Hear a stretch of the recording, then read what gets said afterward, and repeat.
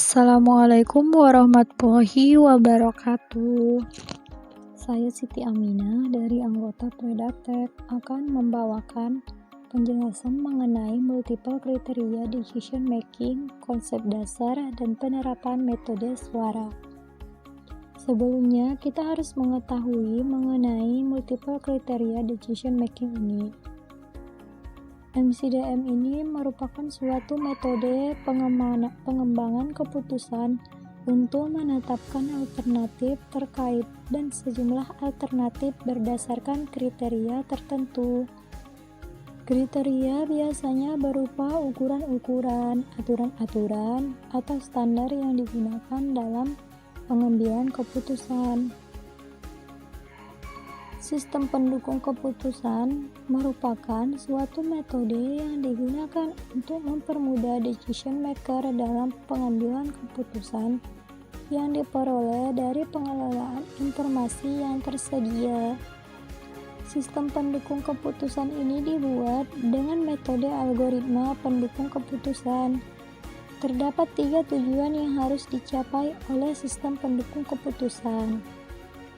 Yang pertama, sistem harus dapat membantu manajer dalam membuat keputusan gunanya untuk memecahkan masalah semi terstruktur atau tidak terstruktur. Kedua, sistem harus dapat mendukung manajer, bukan mencoba menggantikan. Tiga, sistem harus dapat meningkatkan efektivitas pengambilan keputusan manajer. Selanjutnya yaitu metode suara.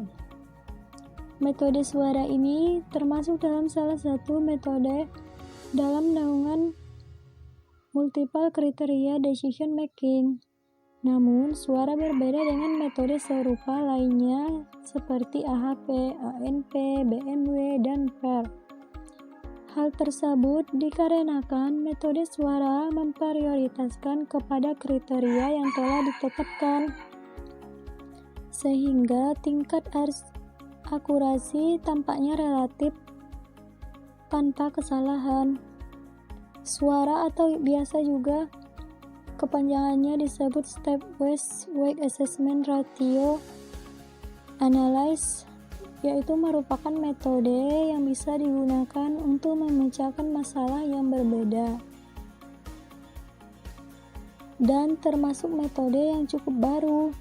Masalah-masalah yang dapat dipecahkan seperti masalah sengketa, pemilihan bidang arsitektur, masalah pemilihan permesinan, pemilihan personil, corporate social responsibility atau CSR, pemilihan indikator sustainability assessment, desain produk, dan pemilihan desain kemasan.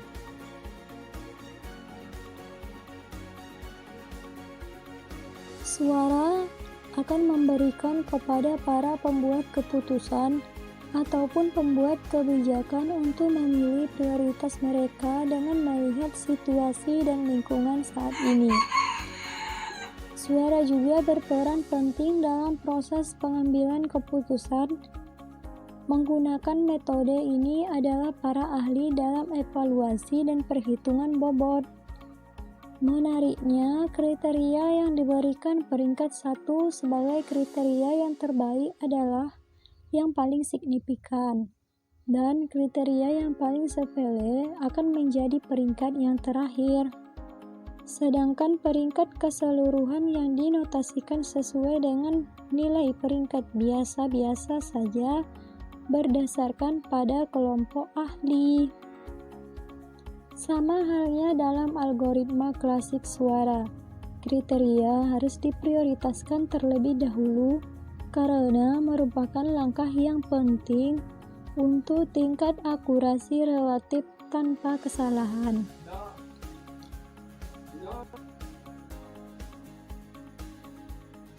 Singkatnya, keunggulan suara dibandingkan dengan alat pembobot yang lainnya yaitu suara menangani kemampuan untuk memperkirakan pendapat para ahli, kemudian membantu untuk mengkoordinasikan dan mengumpulkan data dari para ahli. Selanjutnya, tidak rumit, mudah digunakan, dan para ahli dapat dengan mudah bekerja bersama-sama. Yang terakhir yaitu mempertimbangkan prioritas masalah berdasarkan kebijakan perusahaan. Dengan demikian, tidak perlu menilai kriteria untuk diberikan peringkat sebelum pembobotan.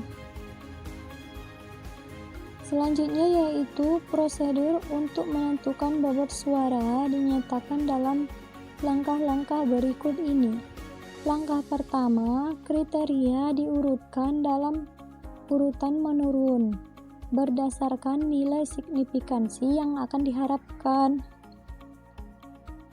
Langkah 2, mulai dari kriteria kedua, nyatakan kepentingan relatif dari kriteria J dalam kaitannya dengan kriteria sebelumnya yaitu J kurang dari 1 dan lakukan untuk setiap kriteria berikutnya. Rasio ini disebut sebagai comparative importance dari average value SJ berdasarkan Kersuli et al. Tahun 2010. Selanjutnya, langkah ketiga, kita dapat menentukan koefisien KJ, yang mana seperti berikut. KJ sama dengan 1, J-nya harus sama dengan 1 SJ tambah 1J besar dari 1. Selanjutnya, langkah keempat, tentukan bobot yang dihitung ulang atau yang disebut juga dengan QJ, yaitu seperti pada rumus QJ sama dengan 1, J-nya sama dengan 1, yang mana QJ dibagi KJ dikali J harus besar dari 1N. Langkah kelima, bobot relatif dari evaluasi kriteria ditentukan seperti berikut. WJ sama dengan QJ dibagi nilai N, K sama dengan 1 QK. Keterangannya yaitu WJ merupakan bobot relatif dari kriteria J dan nilai akhir menunjukkan jumlah kriteria. Suara memberikan kesempatan bagi para pembuat keputusan dan pembuat kebijakan untuk memilih prioritas mereka berdasarkan situasi lingkungan ekonomi saat ini. Dalam metode ini, ahli memiliki peran penting dalam evaluasi dan penghitungan bobot. Kemampuan untuk memperkirakan pendapat para ahli tentang pentingnya rasio kriteria adalah elemen utama dari metode ini. Di setiap pengambilan keputusan memerlukan kriteria dan nilai bobot dari para ahli, tetapi di setiap kriteria juga memiliki beberapa subkriteria lain yang harus dipertimbangkan. Selanjutnya, untuk lebih mudah kita menggunakan studi kasus yaitu implementasi metode step weight assessment ratio analysis atau SWARA untuk pemilihan paket internet operator telekomunikasi.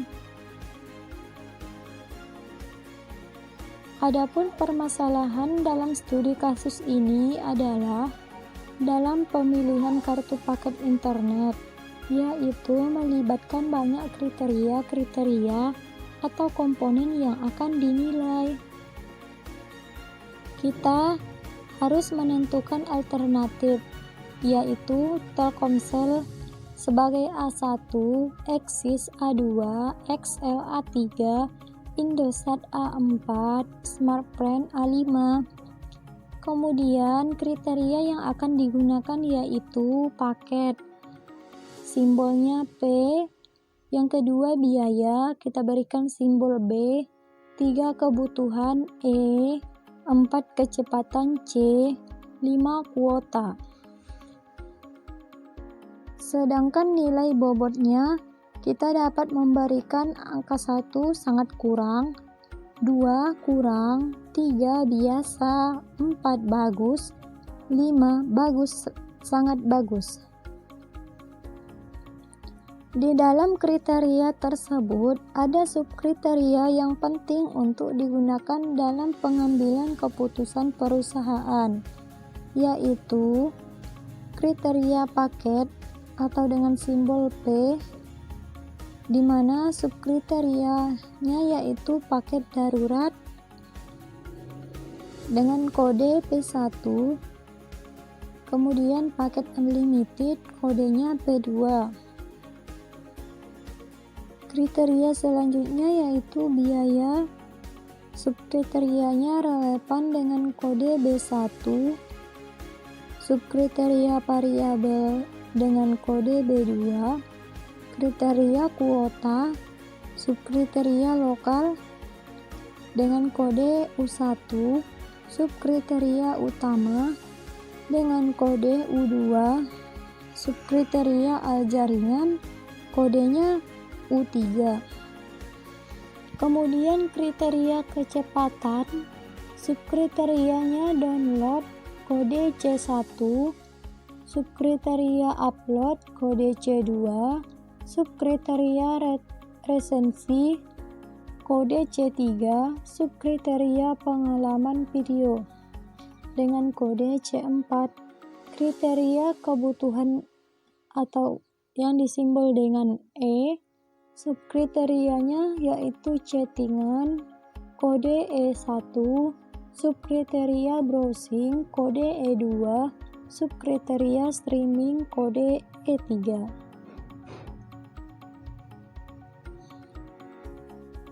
Berikut merupakan tabel pengelolaan data dengan menggunakan metode suara yang telah dicari. Kita dapat melihat di sini yaitu nilai bobot awalnya paket unlimited 5 dengan ranknya 1, dan selanjutnya kepada nilai kriteria utama nilai bobot awalnya 3 dan ranknya 3.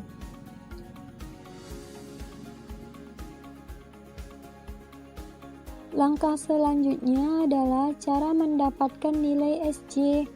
Nilai ini merupakan nilai perbandingan kepentingan antara kriteria J dengan kriteria sebelumnya yaitu sebelum J1. Nilai ini didapat atas respons dari ekspor untuk memberikan nilai komparatif importance-nya seberapa besar. Nilai ini juga bisa dihitung dengan cara membandingkan nilai rang pada kriteria J atau yang akan dihitung dengan rata-rata nilai rang keseluruhan, yang mana telah kita cari total nilai rata-rata rangnya adalah 1,93. Berikut adalah contoh perhitungan untuk mendapatkan nilai SJ pada kriteria kedua yaitu J2. Nilai yang mana rumusnya yaitu nilai rang pada kriteria 2 merupakan 1 dibagi nilai rata-rata rang yaitu 1,93, yang mana hasilnya yaitu 0,519. Begitu juga seterusnya untuk kriteria selanjutnya hingga kriteria terakhir. Untuk kriteria pertama tidak dihitung nilainya karena tidak ada perbandingan dengan kriteria sebelumnya karena dia kriteria yang paling utama. Selanjutnya, untuk mendapatkan nilai koefisien KJ, nilai KJ dapat dihitung dari kriteria pertama hingga kriteria terakhir. Dengan rumus KJ sama dengan 1, J-nya sama dengan 1. SJ tambah 1, C-nya harus besar dari 1. Berikut merupakan contoh untuk mencari KJ, yaitu SJ-nya yang telah kita cari yaitu 0,519 ditambah 1 sama dengan 1,519. Contoh yang kedua yaitu SJ-nya 1,037 ditambah 1 sama dengan 2,037. Contoh selanjutnya yaitu 1,556 SJ ditambah 1 sama dengan 2,556 dan seterusnya hingga kriteria terakhir yaitu kriteria 14. Untuk mendapatkan nilai KJ ini merupakan nilai bobot yang dihitung ulang atau biasa disebut recalculated weight. Nilai KJ dihitung pula dari kriteria pertama hingga kriteria Kn, yang mana rumusnya KJ sama dengan 1. KJ kurang 1 dibagi KJ. J-nya ini harus besar dari angka 1. Contohnya yaitu min 1 dibagi 1 sama dengan min 1. Karena setiap hasil dari KJ adalah positif, yaitu J besar dari 1, maka kita tulis sama dengan 1, begitu juga seterusnya. Yaitu kita dapat melihat di sini contohnya min 1 sama dengan min 1 dibagi 1,519 sama dengan min 0,659. Jadi kita buat saja menjadi positif yaitu 0,659. Begitu juga kepada tahapan selanjutnya sampai kriteria ke-14. Dan tahapan yang terakhir dari metode suara adalah final weight atau pembobotan akhir. Untuk mendapatkan nilai WJ yang mana rumusnya merupakan WJ sama dengan KJ dibagi total dari nilai terakhir sama dengan 1 K KJ. Contohnya yaitu KJ-nya 1 dibagi total dari nilai KJ terakhir yaitu 2,652, yang mana kita dapat hasilnya yaitu 0,377006. Begitu juga untuk seterusnya sampai WJ kriteria ke-14. Setelah mengikuti algoritma rumus pada metode ini dan didapat nilai WJ mulai dari kriteria ke-1 hingga kriteria ke-N yaitu kriteria ke-14, selanjutnya menentukan rangnya dengan cara melihat hasil WJ dimulai dari nilai yang terbesar. Maka nilai WJ yang besar akan menjadi rank pertama sampai ke rank yang terendah dengan nilai WJ yang terkecil. Kemudian kita mendapatkan hasil analisisnya yaitu comparative importance dari average value atau nilai SJ. Nilai ini menjadi nilai sensitif karena yang menentukan penilaian pada proses-proses selanjutnya. Nilai ini merupakan hasil konversi dari pemeringkatan awal yang juga dibandingkan dengan kriteria sebelumnya. Semakin besar nilainya, maka semakin besar pula perbedaan bobot antara kriteria. Hal ini juga berpengaruh terhadap besarnya nilai Wj, yang semakin besar pula. Besaran bobot ini nantinya juga akan berpengaruh terhadap hasil pembobotan akhir dari metode suara. Oleh karena itu, sebisa mungkin hal tersebut dihindari, lebih baik mengacu pada pemeringkatan sebelumnya daripada awal memberikan nilai SJ yang akan berakibat sampai ke tahap akhir metode ini. Hasilnya pun juga akan menjadi tidak valid. Beralih ke nilai KJ, yaitu nilai koefisien hasil pengubahan dari nilai SJ yang akan menjadi input untuk mencari nilai KJ. Nilai keduanya mengikuti perbandingan lurus dengan nilai SJ. Ketika nilainya besar, maka bobot akhirnya pun juga ikut besar. Begitu juga sebaliknya, ketika nilainya kecil, maka bobot akhirnya pun juga ikut kecil. Nilai KJ seringkali disebut nilai bobot yang dihitung ulang, karena memang ini masih dihitung lagi dan dikonversikan ke dalam nilai Wj. Output terakhir dari metode ini adalah nilai Wj, nilai bobot yang sesungguhnya. Nilai bobot untuk mengevaluasi seluruh kriteria yang sudah ditetapkan di awal. Nilai ini akan semakin besar dan mendekati nol untuk kriteria-kriteria yang tidak diperhitungkan.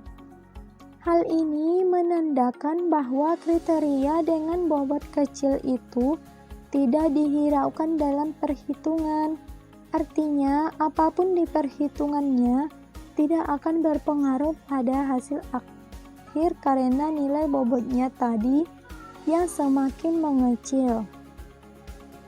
Keputusan akhirnya adalah kriteria dengan rank pertama pastinya akan mendapatkan bobot yang terbesar dan begitu juga sebaliknya. Kriteria dengan rank terakhir akan mendapatkan bobot yang terkecil. Nilai total atau jumlah yang ditampilkan hanya pada nilai KJ dan Wj.